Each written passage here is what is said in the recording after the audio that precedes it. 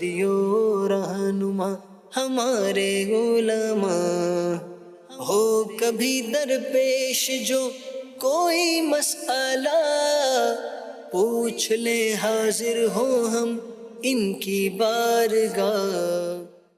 الحمد للہ رب العالمین والصلاة والسلام علی سید المرسلین، اما بعد فاعوذ باللہ من الشیطان الرجیم، بسم اللہ الرحمن الرحیم، والصلاة والسلام علیک یا رسول اللہ وعلی آلک واصحابک یا حبیب اللہ، الصلاة والسلام علیک یا نبی اللہ وعلی آلک واصحابک یا نور اللہ۔ مدنی چینل کے ناظرین، پروگرام دارالفتاح اہل سنت میں آپ کو خوش آمدید کہتے ہیں، مرحبا کہتے ہیں۔ اللہ رب العالمین ہم سب کو دین مدین کے احکام سیکھ کر سمجھ کر ان پر عمل پیرا ہونے کی توفیق عطا فرمائے۔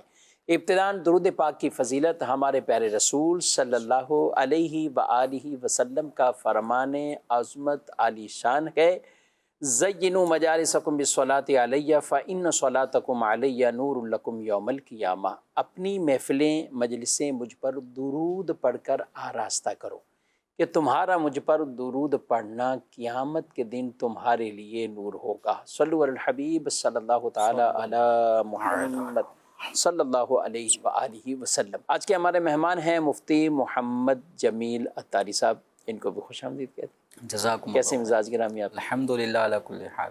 ماشاءاللہ۔ کچھ قربانی کے حوالے سے لوگ ان دنوں میں بطور خاص تیاریاں کر رہے ہوتے ہیں، جہاں لاکھوں لاکھ مسلمان حج بیت اللہ کی سعادت پانے کے لیے سبحان اللہ۔ حرم کعبہ کی طرف بڑھ رہے ہیں۔ کئی قافلے پہنچ چکے ہیں، کئی پہنچنے والے ہیں۔ وہاں ہمارے کئی ایسے افراد، بلکہ ہر طرف ہی ایک قربانی کے لیے بھی لوگ اپنے آپ کو تیار کر رہے ہوتے ہیں، اور محلوں میں، گلیوں میں، ہر طرف کچھ دنوں بعد ایک رونق وہ نظر آنے والی ہے۔ تو قربانی کے نصاب کے حوالے سے میں چاہوں گا سب سے پہلے کہ قربانی کس پر واجب ہے، تاکہ وہ افراد کہ جو جن کے پاس کچھ پیسے ہیں یا لوگ سوالات کرتے رہتے ہیں، تو ان کو بھی یہ اویئرنیس ملے اور انہیں بھی اپنی قربانی واجب کے لیے پہلے سے تیاری، تاکہ وہ بھی کر سکیں۔ کیا فرماتے ہیں؟ بسم اللہ الرحمن الرحیم۔ ہر وہ عاقل بالغ مسلمان، چاہے وہ مرد ہو یا عورت ہو، اگر وہ ایام قربانی جو 3 ہیں، 10 ذی الحجہ، 11 ذی الحجہ اور 12 ذی الحجہ، ان میں 10 ذی الحجہ کے صبح صادق سے لے کر 12 ذی الحجہ کے غروب آفتاب تک اگر کوئی مسلمان مالک نصاب ہوگا تو ایسے شخص پر قربانی واجب ہوگی۔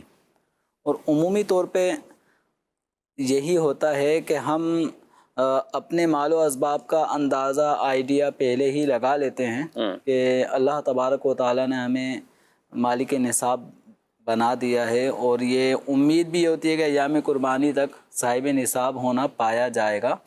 تو اس لیے اب پہلے ہی سے پھر لوگ قربانی کے لیے جو جانور ہوتے ہیں اس کا انتخاب کرتے ہیں کہ کون سا جانور انہوں نے لینا ہے۔ تو اب مالک نصاب کون ہوگا؟ تو مالک نصاب سے مراد یہاں پر وہ نصاب نہیں جو ہمارے اسکولوں میں سلیبس جس کو کہا جاتا ہے، تو کوئی یہ نہ سمجھے کہ یہاں پہ نصاب سے مراد کون سا نصاب۔ ہاں، نصابی سرگرمیاں تو وہاں پڑھتے ہیں۔ جی۔ تو یہاں نصاب سے مراد، نصاب کا معنی ہے کہ شرعی اعتبار سے ایک ایسی مقدار، مال کی ایسی مقدار جو اس بات کا معیار ہے کہ اتنی مالیت کا مالک پر قربانی واجب ہوگی۔ تو اب وہ جو نصاب ہے وہ 7.5 تولہ سونا، اگر صرف سونا ہے کسی کے پاس تو 7.5 تولہ سونا، اور اگر سونا نہیں ہے یا ہے کچھ سونا ہے تو چاندی کا نصاب ہے 52.5 تولہ چاندی، یا اتنی مالیت کا گھریلو اشیاء ضرورت کے علاوہ ضرورت سے زائد کوئی بھی مال اسباب جو اتنی مالیت کو پہنچتے ہیں جس کی قیمت 52.5 تولہ چاندی کے برابر ہو، تو اس کو کہیں گے مالک نصاب۔ یا تو 7.5 تولہ سونا ہو، اور عمومی طور پہ اتنی مقدار میں سونا یہ مرد یا عورتوں کے پاس اس وقت نہیں ہوتا۔ صحیح، اکثر 7.5 تولہ سونا عمومی طور پہ نہیں ہوتا۔ زیادہ جو صورت حال پائی جاتی ہے وہ یہ ہے کہ 52.5 تولہ چاندی، یہ بھی عمومی طور پہ چاندی اتنی مقدار میں بھی خواتین کے پاس بھی نہیں ہوتی، لیکن 52.5 تولہ چاندی کی جو مالیت ہے، اتنی مالیت عمومی طور پہ جو بھی کچھ مالدار سمجھے جا رہے ہوتے ہیں، یا تو ان کے پاس پرائز بانڈ کی صورت میں اتنی مالیت نکل آتی ہے، یا انہوں نے کمیٹی ڈالی ہوئی ہوتی ہے اور وہ کمیٹی میں پیسے ان کے جا رہے ہوتے ہیں۔ اچھا، کبھی ایسا ہوتا ہے کہ اپنے گھر میں ہی سیونگ رکھی ہوتی ہے، اپنے جو اکاؤنٹ ہیں ان کے اندر اتنی مالیت موجود ہوتی ہے۔ اچھا، یہ بھی صورت اگر نہ ہو تو کبھی یہ صورت ہوتی ہے کہ اپنا ایک ذاتی مکان ہے جس میں رہ رہے ہیں، لیکن اپنے بچوں کے فیوچر بحال کرنے کے لیے، بہتر کرنے کے لیے ان کے لیے پلاٹ خرید دیے جاتے ہیں کہ ان کو ہم بڑے ہونے کی صورت میں ان کو دیں گے، فی الوقت ہماری ملکیت میں ہے۔ اچھا، پھر یہ بھی ہوتا ہے کہ کبھی یہ ہے کہ ابھی ہم یہاں پہ رہ رہے ہیں، جیسے والد کے گھر پہ رہ رہے ہیں، آئندہ جب بچے بھی بڑے ہو جائیں گے، فیملی افراد کی تعداد جب بڑھنے لگے گی، تو ہمیں اب اس چھوٹے گھر سے بڑے گھر کی طرف جانا ہوگا، تو اب اس کے لیے یا تو پلاٹ خرید لیا جاتا ہے جس کو آئندہ بنائیں گے، یا مکان خرید لیا جاتا ہے جو ابھی خالی پڑا ہوا ہے جس میں رہائش بھی نہیں ہے، تو یہ حاجت اور ضرورت سے زائد ہے۔ تو اگر اتنی مالیت بھی جو حاجت و ضرورت سے زائد ہو، 52.5 تولہ چاندی کی مالیت کے برابر یا اس سے زائد ہو، اور قرض وغیرہ بھی اتنا نہ ہو کہ اگر ہم قرض ادا کریں تو مالیت نیچے آ جائے 52.5 تولہ چاندی کی قیمت سے، تو اگر یہ صورتحال پائی گئی تو 10، 11، 12 ذی الحجہ ان ایام میں اگر کسی کے پاس اتنی مالیت ہوگی تو اس مسلمان مرد و عورت عاقل بالغ پر قربانی واجب ہے۔ تو جن کے پاس مال و اسباب کی ایسی فراوانی اور اتنا ملکیت میں مال ہو جو نصاب کو پہنچتا ہو، تو انہیں قربانی کے ایام سے پہلے ہی مشورتاً کہ کوئی مناسب اور اچھا جانور خرید لینا چاہیے، کیونکہ بعض اوقات ایام قربانی میں بعض اوقات موسمی تبدیلی، تغیرات بھی ایسے عام ان اوقات میں آ جاتے ہیں کہ پھر قربانی کا جانور خریدنا یہ بھی ایک آزمائش ہو جاتا ہے، تو لہذا کچھ دن پہلے ہی ایسا جانور خریدیں جو قربانی کے شرائط کا حامل ہو، اور اس میں بہتر یہ ہے کہ کوئی بھی ایسا عیب جو دکھنے میں نظر آتا ہے، ہر طرح کا عیب اس کے اندر نہ ہو، مثلا اس کے کان میں کوئی چیرا بھی نہ لگا ہو وغیرہ وغیرہ، تو بہتر ہے کہ کوئی اچھا اور عمدہ قربانی کی شرائط کے مطابق جانور خریدیں، اور اس کی پھر عزت اور تکریم بھی کریں، اس کو وقت پہ مناسب چارہ بھی دیا جائے، کتنا کھلانا ہے، چونکہ اب شہری زندگی ہوتی ہے تو ہمیں پتہ نہیں ہوتا کہ اس جانور نے کتنا کھانا ہے، کتنے ٹائم کھلانا ہے، کون سا چارہ اس کے لیے موافق ہے، کون سا نہیں ہے، تو یہ سب چیزیں جانور خریدنے سے پہلے ہی جو اس کے ماہرین ہیں ان سے رابطہ کر کے یہ ساری چیزیں سیکھ لینی چاہیے۔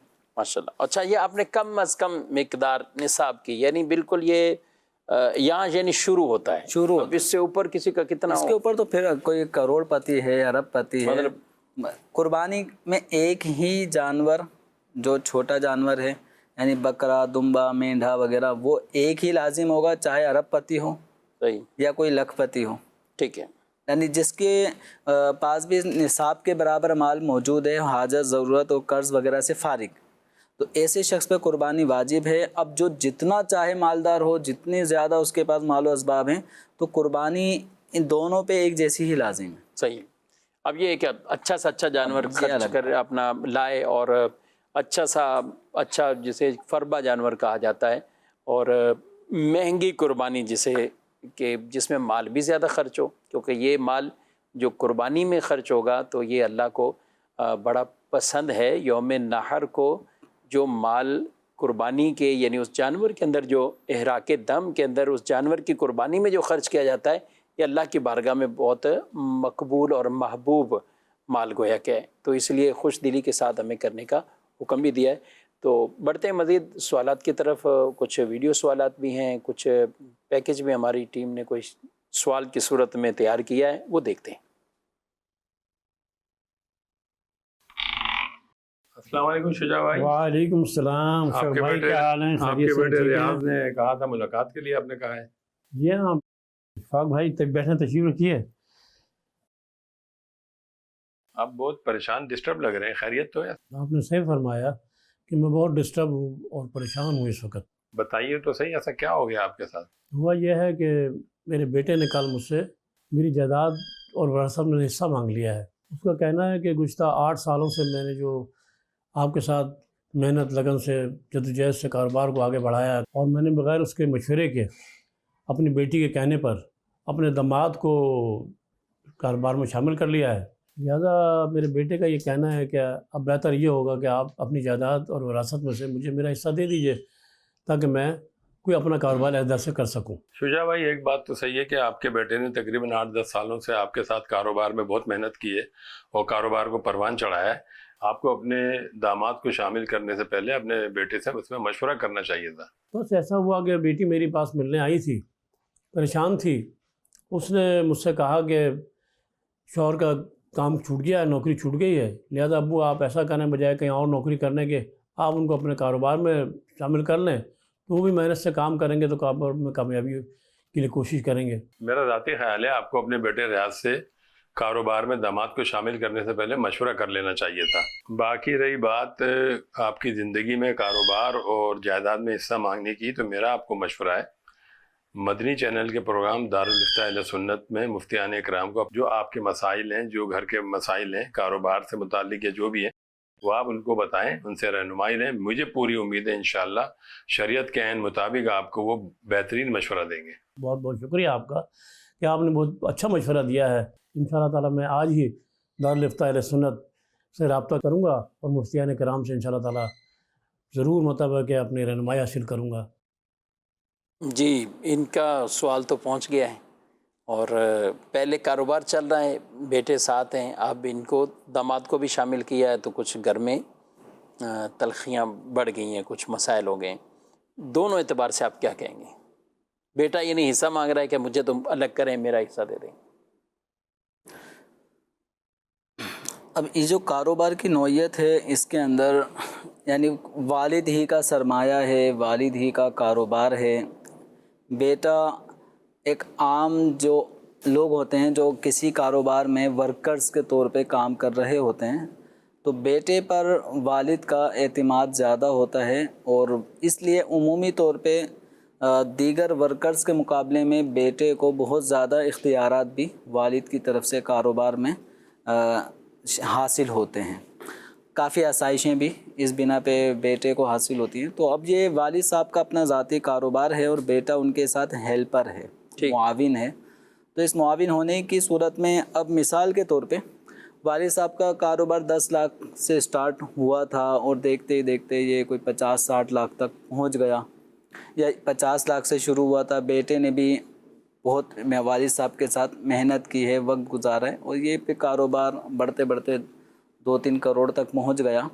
تو اب اس کے اندر جو سرمایہ والد صاحب کا ہے، بیٹا ایز اے ہیلپر والد صاحب کے ساتھ معاون رہا ہے، اور اس معاونت کی وجہ سے بیٹے کو بھی گھر چلانے میں ایک آسائشیں حاصل رہتی ہیں۔ تو اب جو والد صاحب کا سرمایہ مالک تو وہی ہیں۔ ٹھیک۔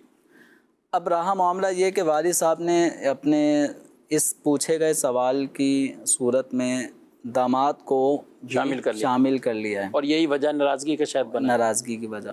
اب شامل کرنے کی حیثیت فقہی اعتبار سے کیا ہے، کس طرح سے شامل کیا ہے، کہ آیا پارٹنر بنایا ہے یا ان کو بھی ایز اے ورکر اپنے کاروبار میں ان کو شامل کر لیا ہے؟ بہت اہم بات ہے یہ لیے۔ تو اب وہ ان کی حیثیت کیا ہے؟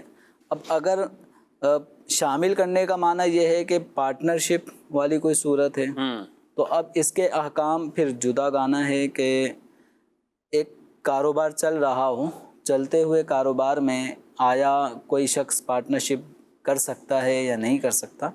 تو اس حوالے سے فقہ حنفی کے جو مسائل ہیں اس کے اندر شرکت کے شرائط میں سے جو اصول اور ضابطے ہیں، ان میں جو شرکت والا مال ہے وہ کرنسی کے شیپ میں ہونا چاہیے، یعنی اس پارٹنر کا مال بھی کرنسی شیپ میں ہو، دوسرے کا مال بھی کرنسی شیپ میں ہو، اور چلتے ہوئے کاروبار میں جو مال و اسباب کی نوعیت ہو جاتی ہے اس میں کچھ مال پیسوں کی صورت میں ہوتا ہے، اس میں کچھ مال لوگوں پر ادھار کی صورت میں ہوتا ہے، اس میں کچھ مال را میٹیریلز کی صورت میں ہے، کچھ تیار مال ہے. تو اس اعتبار سے اگر ہم کاروبار کے جملہ سرمائے کو دیکھیں تو اس کی مختلف شیپ ہوتی ہیں، صرف کرنسی نہیں ہوتی. تو اس حوالے سے چلتے ہوئے کاروبار میں پارٹنرشپ کرنا، کسی کو اپنے کاروبار میں پارٹنر بنا دینا، یہ اس کی شرعی طور پہ اجازت نہیں ہے. تو اب بالفرض کوئی پارٹنرشپ کے جواز کی اعتبار سے بھی کچھ صورتیں ہیں، لیکن ہیں کچھ پیچیدہ. جو چلتے ہوئے کاروبار میں پارٹنرشپ کرنا چاہتے ہیں تو وہ دارالافتاء اہل سنت سے، مفتیان کرام سے رجوع کریں اور پرٹیکولر خاص طریقہ معلوم کریں کہ کس طرح چلتے ہوئے کاروبار میں پارٹنرشپ ہو سکتی ہے. اب خیر یہاں پہ پارٹنرشپ کے حوالے سے ایک پہلو تھا کہ وہ کاروبار میں شامل کرنے کی کیا حیثیت تھی. اب ممکن ہے یوں ایک حیثیت ہو جائے کہ کبھی ان کو بے روزگاری تھی، کچھ ان کا ہاتھ چلے، گھر میں کچھ راشن اور اخراجات وغیرہ پہنچنا شروع ہوں تو ان کو کام میں شامل کر لیا، وہ ایز اے ورکر کام کر رہے ہیں. تو خیر جس طرح کوئی آدمی اپنے کاروبار کے اندر دیگر اجنبی لوگوں کو وہ اپنے کاروبار میں ہیلپر کے طور پہ یوز کرتا ہے، سیلز مین ہوتے ہیں، تو اس طرح اگر کوئی سسر اپنے داماد کو بھی اگر اپنے کاروبار میں اس انداز سے اس سے بھی کام لیتا ہے تاکہ اس کا بھی ذریعہ معاش بن جائے تو شرعی اعتبار سے اس میں کوئی مذائقہ نہیں ہے. اب رہا معاملہ یہ کہ بیٹے اور پوچھے گئے سوال میں داماد کے درمیان کچھ ایسا معاملہ شاید ہو کہ جس کی وجہ سے کہ یا تو یہ ہوگا یا پھر میں ہوگا. اب جب آپ نے ان کو شامل کر لیا ہے تو پھر مجھے باہر نکلنا پڑے گا. اب یہ آپس کے تعلقات کی کچھ خرابی کی طرف اشارہ ہے. ہونا یہ چاہیے کہ مطلب ایسی صورتحال میں پہلے تو اس کی شرعی طور پر کہ یہ نیا بندہ اس کاروبار میں کس حیثیت سے یعنی شریک ہو بھی سکتا ہے یا وہ سیلری پر رہے گا، سیلری پر کس اعتبار سے ہے. اچھا والد صاحب سے یہ جو صورتحال ہوتی ہے جمیل صاحب، یہ تو ایک سوال ہے، لیکن کئی گھروں کی ایسی ہے کہ والد کے ساتھ وہ کام کرتے رہتے ہیں 20 سال 25 سال، یعنی ہم داماد کو بیچ میں شامل نہیں کر رہے. لیکن یہ جب افراد بھی تقسیم کاری پر آتے ہیں تو اس وقت اس کا دعویٰ ہوتا ہے کہ بھئی میں نے 25 سال کام کیا ہے، میں نے 20 سال کام کیا ہے، دوسرے بیٹے وہ تو شامل نہیں تھے یا اتنے سال نہیں تھے. اب جب تقسیم کاری ہوگی تو پھر آپ یہ اتنے % زیادہ یا اتنے فیصد میری طرف آئے گا کاروبار. یا بعض اوقات تو ہوتا ہی یہی ہے کہ کچھ ایسے چالاک بھی ہوتے ہیں کہ وہ شروع سے ہی اپنے نام سب کچھ کر لیتے ہیں، والد کا انتقال بھی ہو جاتا ہے، کچھ چھوٹے بھائیوں کو بھی ساتھ کام میں شامل کیا ہوا، جب ایک طویل عرصہ گزرا اب بڑے بھائی صاحب کہہ دیتے ہیں کہ یہ ہے ہی میرا سب کچھ، میرے ہی نام پہ قانونی بھی میرا ہے سب کچھ. یہ تو ایسوں کو ایز اے مسئلہ آپ کیا بتائیں گے اور ایز اے مشورہ کیا کہیں گے؟ اب مسئلہ کے اعتبار سے تو یہی جیسے میں نے ابتداءً عرض کیا کہ سرمایہ اگر والد صاحب کا ہے اور بیٹا ایز اے ہیلپر کام کر رہا ہے، جس طرح کسی بھی کاروبار میں کسی بڑی شاپ پر صرف آنر اکیلا ہی کسٹمر کو ڈیل نہیں کر رہا ہوتا، بہت ساری 10 20 50 افراد کی ایک ٹیم کام کر رہی ہوتی ہے، لیکن وہ سارے کے سارے سیلری پرسن ہوتے ہیں. اچھا اب اس میں بعض ورکر ایسے بھی ہوں گے جو 10 سال سے کام کر رہے ہیں، کوئی 15 سال سے کام کر رہا ہے، لیکن وہ 10 سال 15 سال سے کام کرنے والا شخص اس کاروبار میں پارٹنر نہیں ہوتا، اس کاروبار کے اندر اس کا کوئی حصہ نہیں ہوتا. ہاں اس کا کیا ہے کہ اس نے جو وقت دیا، جو سروس اس نے دی، جتنے گھنٹے کی سروس اس سے مطلوب تھی اس کو سیلری مل رہی ہوتی ہے، بونس کا جہاں پہ ہوتا ہے وہ بونس مل رہا ہوتا ہے، مختلف انداز سے ان کو فیسلٹیز مل بھی رہی ہوتی ہیں، لیکن وہ کاروبار میں مالکانہ حقوق حاصل نہیں کر پاتے. اب میں نے کہا بیٹے کا معاملہ اعتماد کے حوالے سے دیگر ورکرز کے مقابلے میں زیادہ ہوتا ہے، لیکن بعض حضرات اپنے کاروبار میں بیٹے کو مالک نہیں بناتے، سرمایہ والد کا ہے، بیٹا وجہ کہ عام ملازمین کے مقابلے میں زیادہ کھاتا پیتا ہوتا ہے کیونکہ والد صاحب کی طرف سے فراوانی اور اختیارات اسے حاصل ہیں، تو لیکن وہ بیٹا مالک نہیں بنا، سرمایہ والد کا ہے، بیٹا مالک نہیں بنا. اب چاہے 5 سال والد صاحب کے ساتھ کام کیا، 10 سال کیا، 20 سال کیا، لیکن سرمایہ چونکہ والد صاحب کا ہے تو اس لیے اس کاروبار کی مالکانہ حقوق سب والد صاحب کے ہی رہیں گے. یعنی یہ 20 سال کی 15 سال کی خدمت معاونت ہے، وہ ایک معاونت ہے، وہ ایک معاونت ہے. اس معاونت کا عام سیلز مین کے مقابلے میں، سیلری پرسن کے مقابلے میں زیادہ بینیفٹس حاصل ہو رہے ہوتے ہیں. بعض اوقات ایسا بھی ہو رہا ہوتا ہے اسی کاروبار سے والد صاحب بیٹے کو کار دلا رہے ہیں، بیٹے کو بائک دلا رہے ہیں، بیٹے کو پلاٹ دلا رہے ہیں. نا کہ یہ مجھے دلا رہے ہیں تو دوسرے بیٹے کو بھی تو دلا رہے ہیں، جو ہمارے ساتھ اتنی محنت میں شامل نہیں رہا تو اس کو بھی کچھ نہ کچھ دے رہے ہیں، اس کو بھی تو یہ وہی گھر ہے، وہی سب سہولیات ہیں، تو سب کچھ تو اس کو مل. اب یہ ہوتا ہے کہ جو کام کر رہا ہوتا ہے اس کام کرنے والے کو کام نہ کرنے والے کے مقابلے میں تھوڑا سا مطلب زیادہ رعایت بھی کی جاتی ہے، کیونکہ وہ کام بھی کر رہا ہے، وقت دے رہا ہے. لیکن اصل جو چیز یہاں پہ نوٹ کرنے والی یہ ہے کہ سرمایہ والد کا ہے، کاروبار والد کا ہے. بیٹے کی حیثیت اس میں پارٹنر والی نہیں بنتی. ہاں اس وقت بنے گی کہ جہاں باقاعدہ والد اور بیٹا دونوں باقاعدہ اپنا ذاتی سرمایہ لے کر پھر کوئی کاروبار شروع کرتے ہیں. بعض اوقات ایسا بھی ہوتا ہے کہ باپ بھی کاروبار کر رہا ہے پچھلا، بیٹے کو ایک نیا کاروبار اس کی لائن ایک ایسی اس کے سامنے آتی ہے کہ یہ کام میں شروع کرنا چاہتا ہوں، تو والد صاحب سے وہ کہتا ہے کہ آپ بھی اس میں پارٹنرشپ کر لیں. تو اب وہ ایک کاروبار ہوگا بیٹے اور باپ کا مشترکہ، وہ بھی شریعت کے اصول و ضوابط کے مطابق کریں گے تو پھر وہ شرکت کا ایک جواز کا پہلو رہے گا. لیکن عمومی جو حال احوال ہیں وہ یہی ہیں کہ اگر باپ کا سرمایہ ہے تو بیٹا جو اس میں کام کر رہا ہوتا ہے والد صاحب کے اس میں، تو بیٹا مالک نہیں بنتا. صحیح. اب اگر والد کا انتقال ہوا تو اب معاملہ جب وراثت کا آئے گا تو اب اگر کوئی بیٹے نے اپنے والد صاحب کے ساتھ 15-20 سال کام کیا ہے، سرمایہ والد کا ہے، تو وہ وراثت بنے گا. اب جو اپنے پرسنل کام کرتے رہے، نوکریاں کرتے رہے، وہ بیٹے بھی حصے دار ہیں وراثت میں. بالکل. اور جو 20 سال 15 سال والد صاحب کے ساتھ کاروبار میں شامل رہا وہ بھی وارث ہے. اب یہ نہیں کہا جا سکتا کہ میں چونکہ والد صاحب کے ساتھ 15 سال 20 سال کام کرتا رہا ہوں تو لہذا یہ کاروبار تو ہے میرا، یہ میرا حق ہے. ایسا نہیں ہوگا، بلکہ اس کاروبار میں مرنے والے کی اگر اہلیہ ہے، بیوی، وہ بھی 1/8 کی وارث بنے گی اگر اولاد موجود ہو.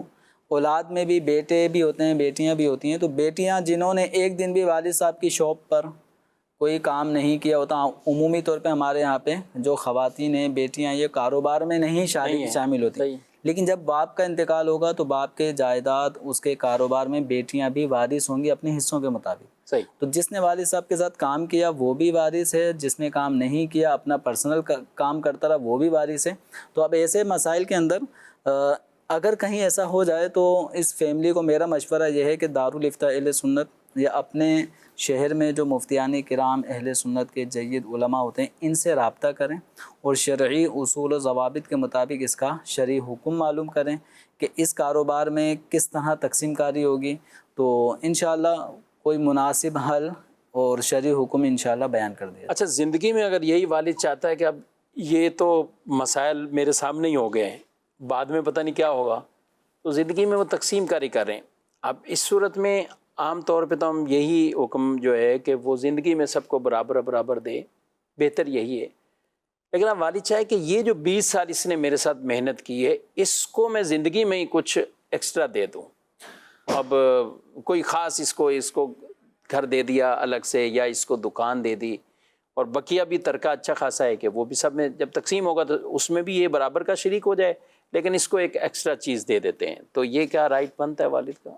اب رہا معاملہ جو اب آپ نے سوال کی نوعیت اور جو ویڈیو سوال میں بھی یہ تھا کہ وہ زندگی میں مطالبہ کر رہا ہے، تو اب اس حوالے سے یہ ہے کہ زندگی میں جو کچھ بھی والد صاحب اپنی اولاد کو دے رہے ہیں تو یہ گفٹ کہلاتا ہے. تحفہ بھی جس کو کہا جاتا ہے، ہیبہ، تحفہ، گفٹ. تو گفٹ کے اصول اور ضابطے یہ ہیں کہ بیٹا ہو یا بیٹی، یہاں وراثت کی طرح سنگل اور ڈبل کا فارمولہ یہ اپلائی کرنا یہاں نہیں ہے. یہاں بہتر یہی ہے کہ بیٹا ہو یا بیٹی سب کو برابر دیا جائے. البتہ اگر بیٹے کو ڈبل اور بیٹی کو سنگل دیتا ہے والد تحفہ تو اس کی بھی گنجائش ہے، یہ بھی جائز ہے، لیکن افضل صورت یہی ہے کہ بیٹا ہو یا بیٹی دونوں کو برابر ہی دیا جائے.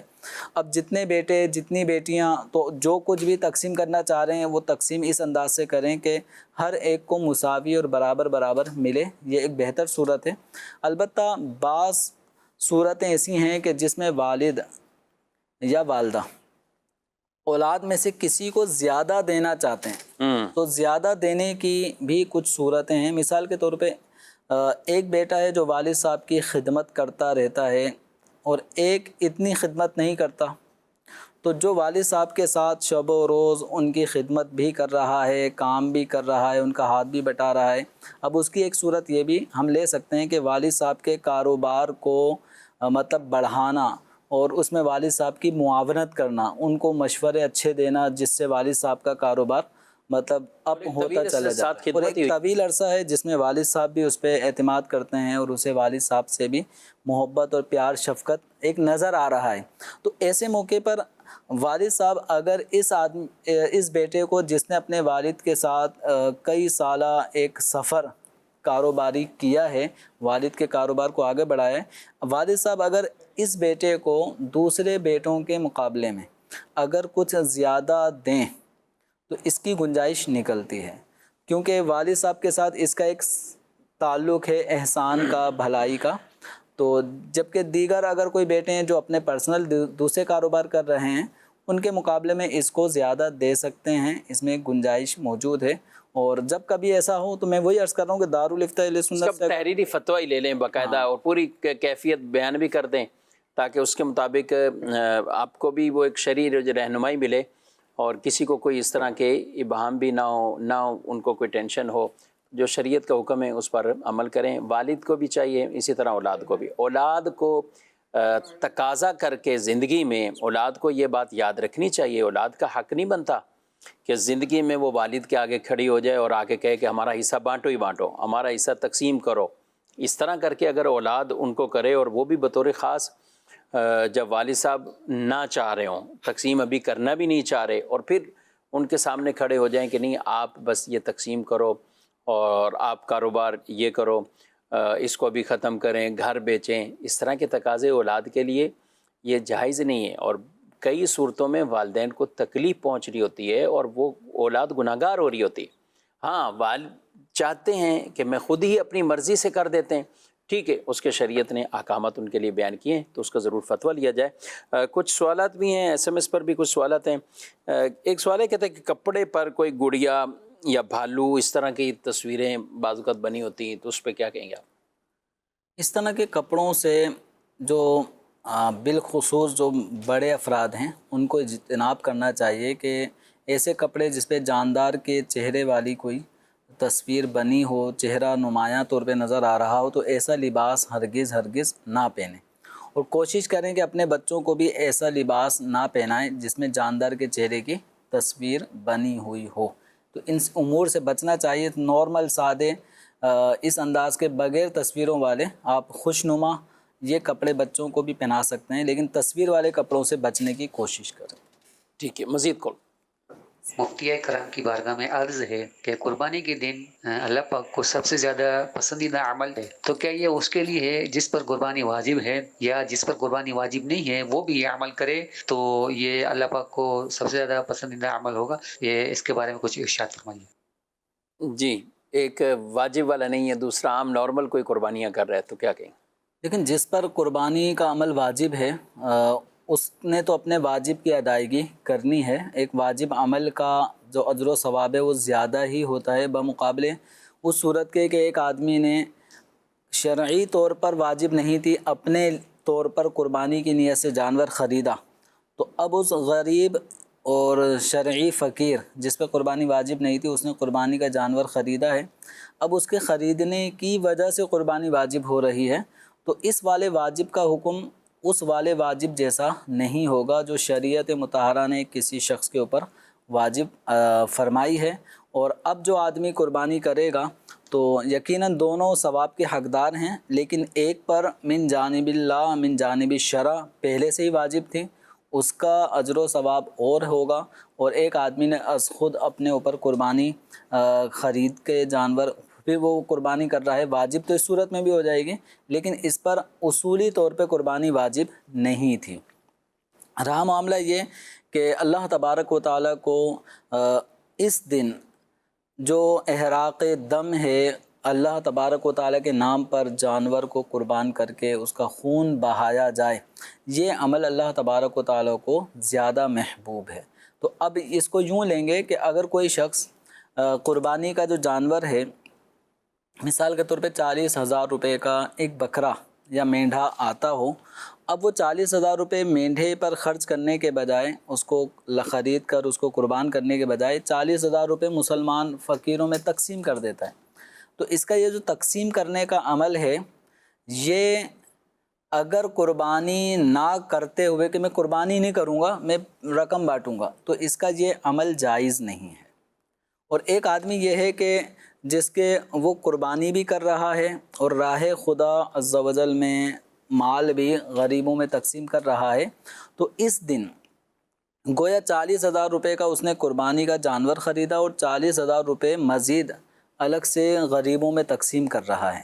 تو اس کا قربانی کے دنوں میں قربانی کا جانور ذبح کرنا غریبوں فقیروں میں یوں پیسے تقسیم کرنے سے زیادہ فضیلت رکھے، ماشاءاللہ، یعنی اس دن زیادہ اس دن وہ فضیلت زیادہ رکھے گا۔ تو اس لیے جس پر قربانی واجب ہے اس نے قربانی کا عمل چھوڑنا نہیں ہے۔ قربانی کا عمل چھوڑ کر پھر آپ لاکھوں روپے بھی صدقہ کر دیں اور یہ سمجھیں کہ یہ میں نے بہت اچھا کام کیا ہے، تو یہ ناجائز کام کیا ہے۔ اب اس صورت میں ایک واجب کو چھوڑ کر ایک مستحب عمل کو اختیار کرنا اور واجب ادا نہ کرنے پہ ڈٹ جانا، یہ پھر آدمی کو گناہ گار بنائے گا۔ لہذا شریعت مطہرہ کی جو بھی احکامات ہیں ان کی پاسداری کرنے ایک مسلمان پہ لازم ہے۔ پابندی کریں، جانور ذبح کریں، جانور ذبح کرنے کے بعد اس کا گوشت بھی آپ تقسیم کر سکتے ہیں۔ جو اجر و ثواب آپ روپے پیسے تقسیم کر کے وہ اس طرح بھی حاصل کرنا چاہ رہے تھے، وہ آپ قربانی کا جانور کا گوشت تقسیم کر کے بھی حاصل کر سکتے ہیں۔ جو شریعت مطہرہ کا مطلوب بھی یہی ہے کہ قربانی کا جانور اس طرح غریب مسلمانوں تک بھی پہنچتا ہے۔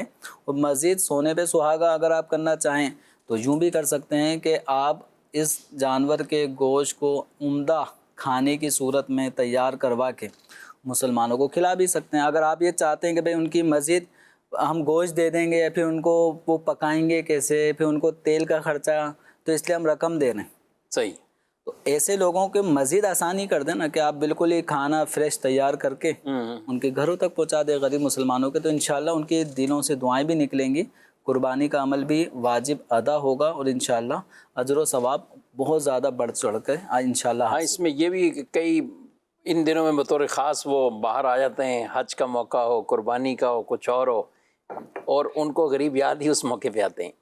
اور یہ قربانی اس میں غریبوں کا کہاں بھولا گیا ہے؟ ہمیں تو خود شریعت نے یہی کہا ہے نا کہ آپ قربانی بھی کرتے ہیں تو مستحب بہتر اس کے بھی گوشتوں میں غریبوں کا ہے۔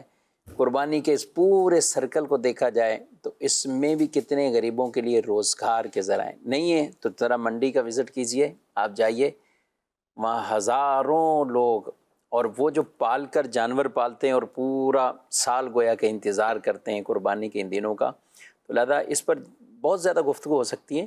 ایسے وسوسوں میں بالکل نہیں پڑنا، اللہ کی راہ میں خوش دلی کے ساتھ جو شریعت کے احکامات ہیں نا ان پر عمل کرتے جائیں، خرچ بھی کرتے جائیں۔ اللہ پاک ہم سب کو دین متین کے احکامات پر عمل پیرا ہونے کی توفیق دے، آمین بجاہ نبی الامین صلی اللہ علیہ وسلم۔ ہادی و رہنما ہمارے علماء، ہو کبھی درپیش جو کوئی مسئلہ، پوچھ لیں حاضر ہوں ہم ان کی بارگاہ۔